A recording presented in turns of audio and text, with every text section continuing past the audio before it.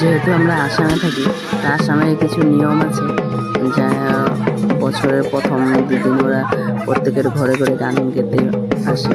আমাদের ঘরে এসেছে, আসার পর আমরা অল্প ফুর্তি করলাম, তারপরে ওরা আমাদেরকে আশীর্বাদ করে দেখা।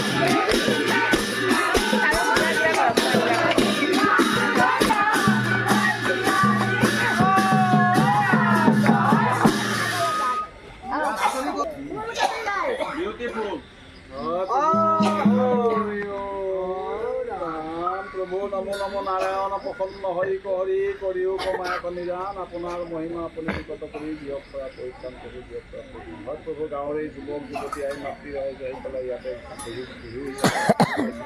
সেৱকীয় মনৰ বাঞ্ছাৰে সেৱা ধৰিছে প্ৰভু।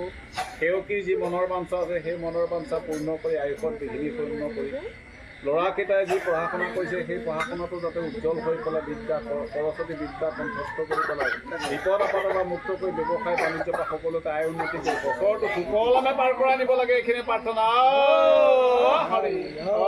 ৰাম